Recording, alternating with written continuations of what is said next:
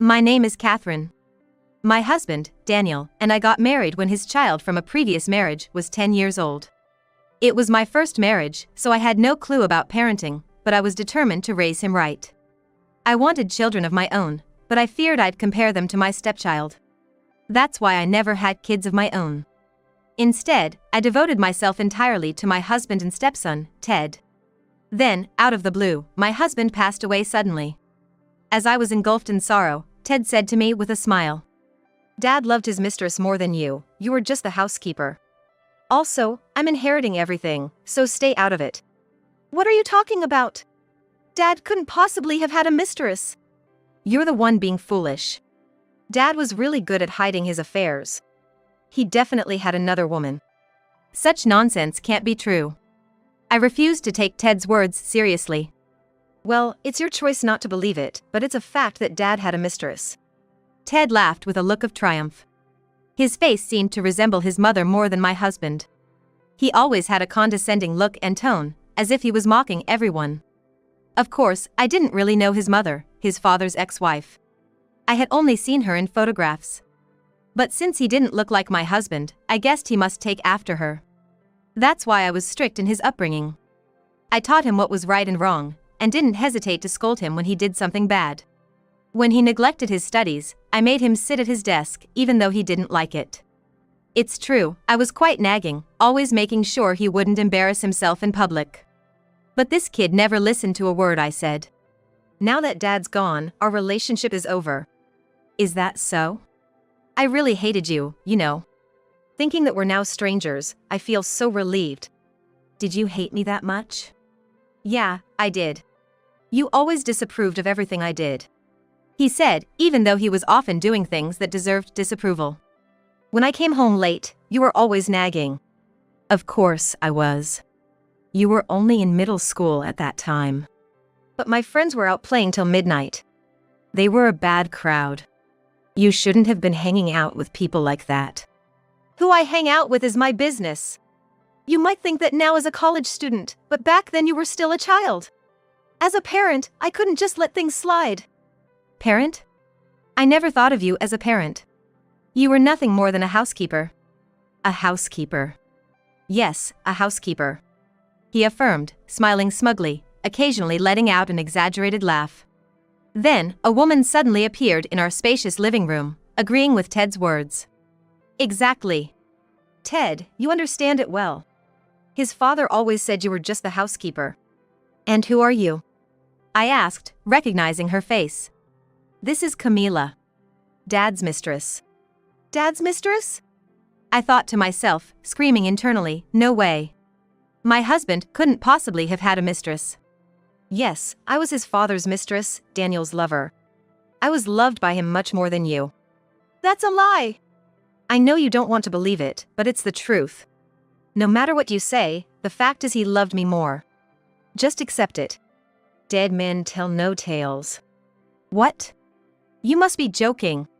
He really said that. And he told me not to give you a single penny of the inheritance. Inheritance. That's right. As a housekeeper, you have no right to any inheritance. Well, Dad had a fortune, you know. I don't know if you're aware, but all that money is mine now. Being an only child comes in handy at times like this. I don't have to share the inheritance. So, all you need to do is sign this. What is this? It's a document stating that you're renouncing your claim to the inheritance. Once you sign this, you can never claim any part of it. I see. You might want to share, but a woman who wasn't loved doesn't deserve any inheritance. Too bad. Exactly. Camila is right. Come on, sign it. Then all the inheritance will be Ted's. Ted, are you sure about this? Of course. I'm going to be rich. And at the same time, it means saying goodbye to you. Ted laughed, along with Camila, who claimed to be his father's mistress. I recognized her face, but was she really the mistress?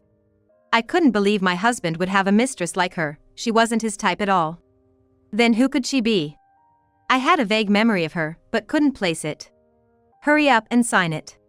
Like it or not, you have no choice but to give up the inheritance, Ted insisted. At that moment, a realization dawned on me. But I chose not to voice it. Saying it out loud wouldn't change anything. That was my thought.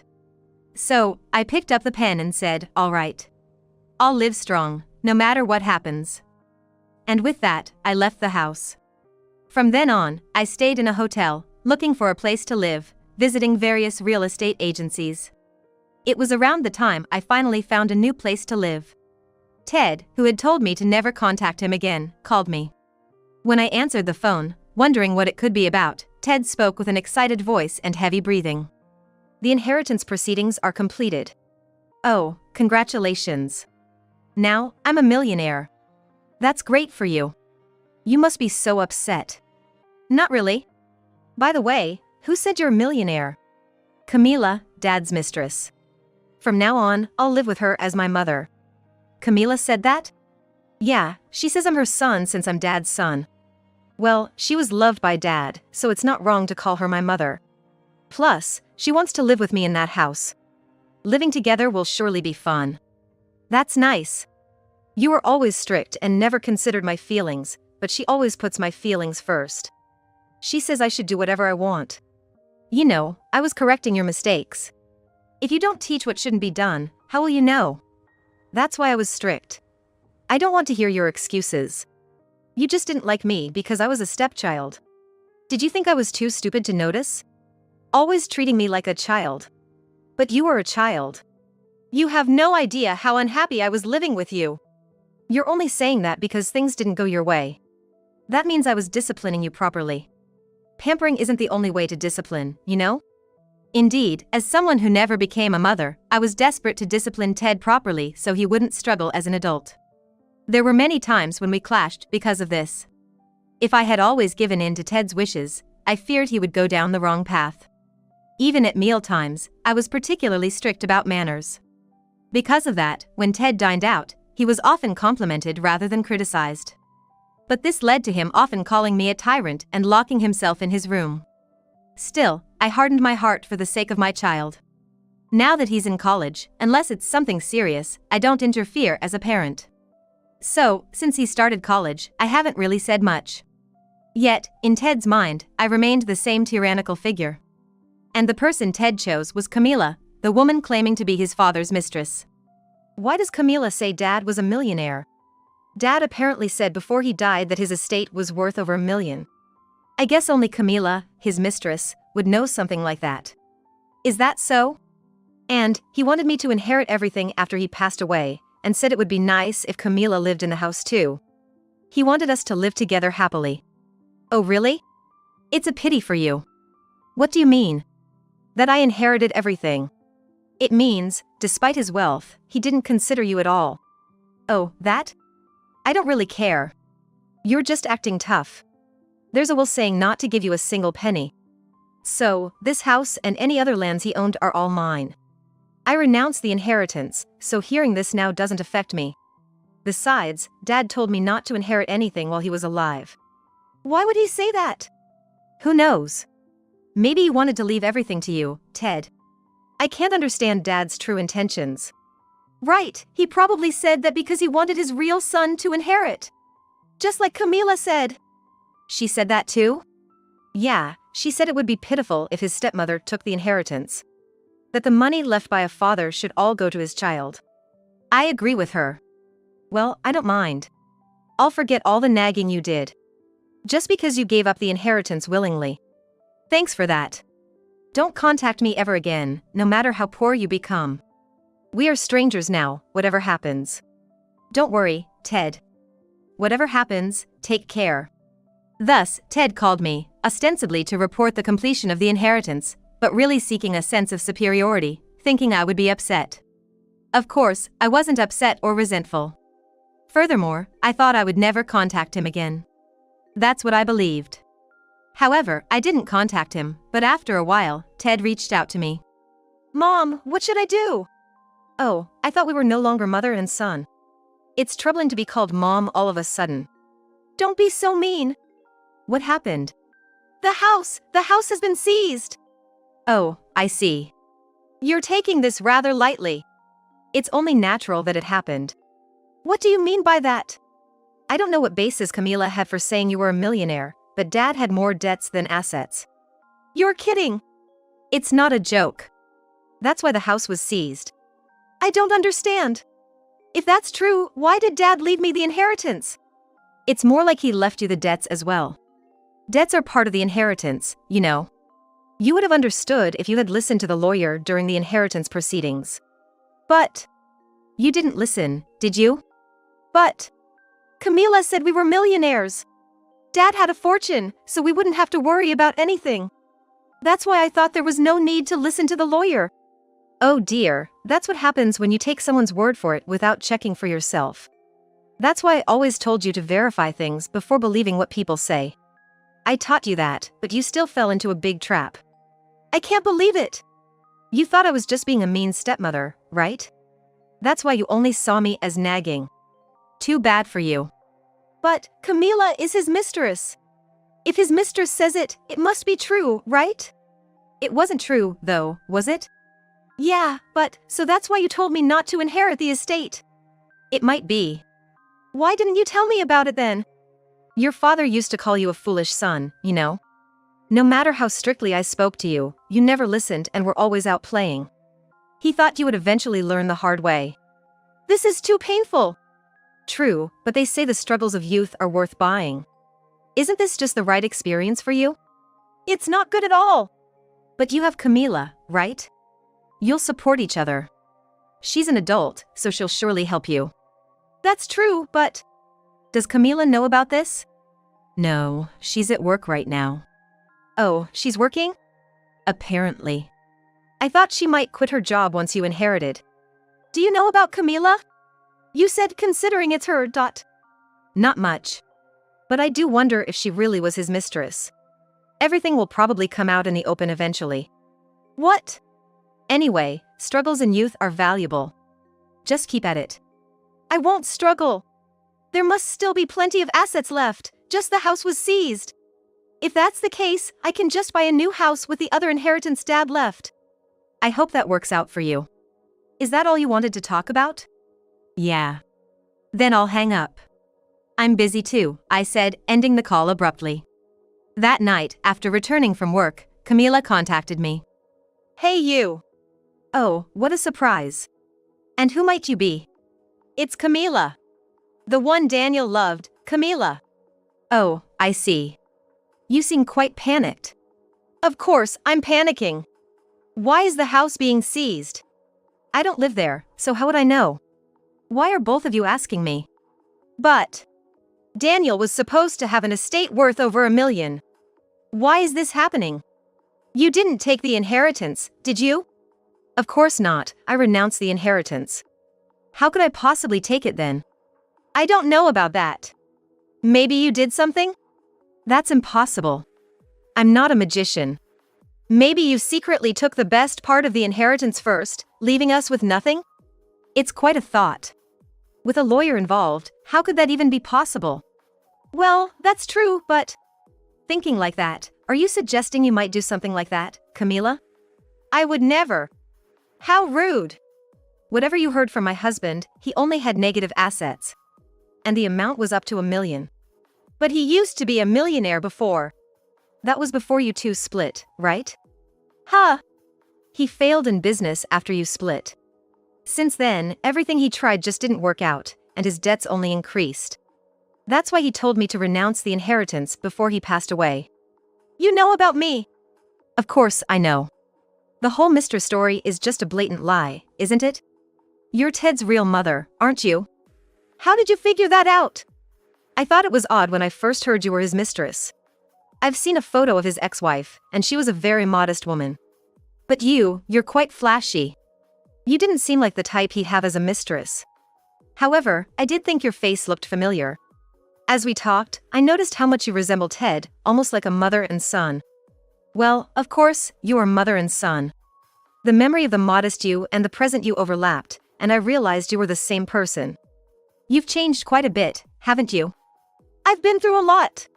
Well, that's beside the point. If you're his real mother, why didn't you just say so? Ted would have been happy to know that. There's a lot going on. Always a lot. But my husband said something before he died. He said, when I'm gone, my ex-wife will probably show up. Is that so? Yes, it was exactly as he predicted. However, the way you showed up was quite unexpected. He also said you would likely sweet-talk your way into Ted's good graces. That prediction was spot on too. Quite the foresight for an ex-couple. But, he did ask me to keep quiet about this. If you knew I was his mother, why didn't you say anything? Just because he asked you to stay quiet doesn't mean you have to follow everything he said. I didn't think it was necessary to say anything. If he left such instructions, there must have been a reason for it. But why are you deceiving Ted like this? No matter how much you say there's a lot going on, it's just too much and not convincing. I am his mother, after all.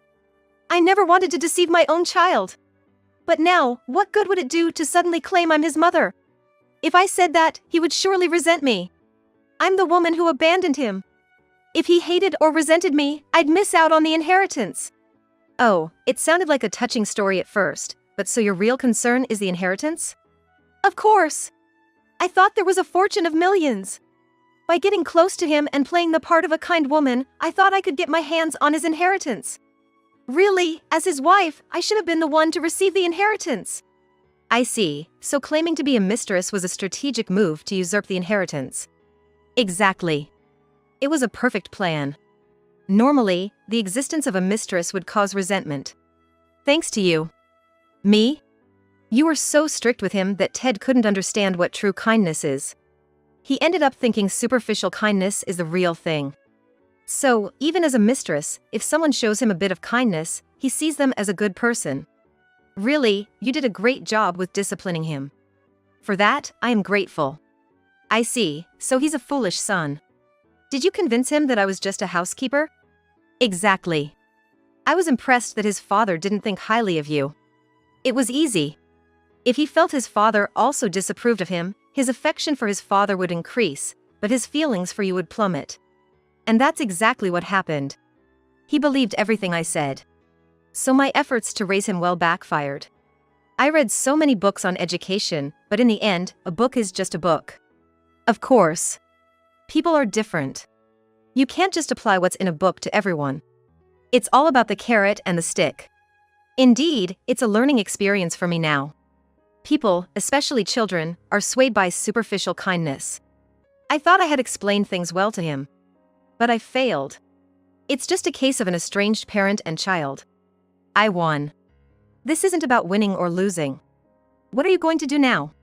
Now that you know the inheritance is negative? That's obvious, Camila said without elaborating further and hung up the phone.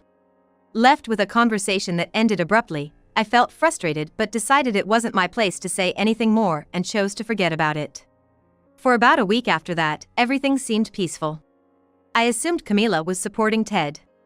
After all, they were mother and son, and surely she wouldn't neglect her distressed son. That was my thought. However, just over a week later, Ted showed up at my apartment. Wow, you found out where I live? Yeah. I researched it.